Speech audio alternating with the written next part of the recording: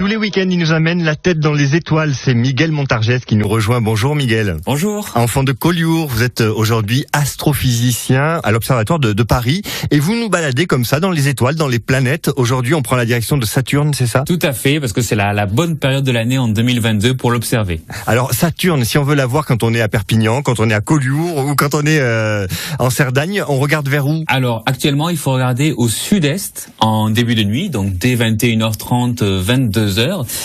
Donc sud-est, c'est la direction vers le littoral et l'Espagne. Et ça va être un point fixe, isolé, tout seul dans le ciel. Il n'y a pas beaucoup d'étoiles à côté actuellement. Et comment on la reconnaît justement, la planète Saturne ? Alors Saturne et les planètes d'une manière générale, on les reconnaît parce que contrairement aux étoiles, elles ne scintillent pas. Donc le scintillement, c'est le fait que les étoiles ont tendance à clignoter un petit peu, leur éclat va être un petit peu variable.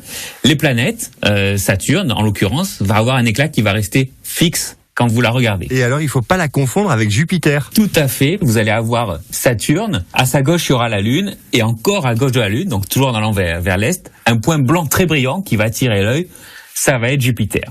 Donc là, pour bien la repérer, ce soir, elle est de l'autre côté de la Lune par rapport à Jupiter. Si vous regardez avec les jumelles de grand-père, vous devriez voir que Saturne, c'est pas rond. Ça va être légèrement ovale. Et pourquoi ça va être ovale ? C'est parce que vous commencez à voir les anneaux qui entoure la planète. Et alors dans un télescope, alors là c'est la fête, c'est un magnifique spectacle que tout le monde devrait voir au moins une fois dans sa vie. Ces anneaux, ils ont quoi de particulier ? C'est quoi en fait ces anneaux ? Alors c'est des petits blocs de roches et de poussière qui tournent autour de la planète. Ils font 70 000 kilomètres de large. Et en épaisseur, par contre, ils font entre 10 mètres et 1 kilomètre d'épaisseur. Et ce qui fait que en 2024, quand ce sera l'équinoxe sur Saturne, ils vont disparaître pendant quelques mois, vu depuis la Terre. Et Saturne a aussi des lunes. On parlait la semaine dernière de notre lune à nous. Saturne, je crois qu'elle en a plus de 80. Exactement. Évidemment, je vais pas citer le nom de toutes les lunes, mais par contre, si vous avez un petit télescope, une petite lunette astronomique et que vous la pointez sur Saturne, vous verrez évidemment la planète, les anneaux, et vous verrez quelques-unes de ces lunes.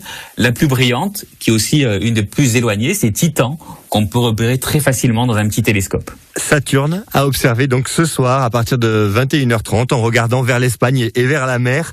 Merci beaucoup Miguel Montargès. Je rappelle que vous êtes le fondateur du festival de la plage aux étoiles qui a lieu chaque mois d'août à Collioure. À la semaine prochaine. À la semaine prochaine.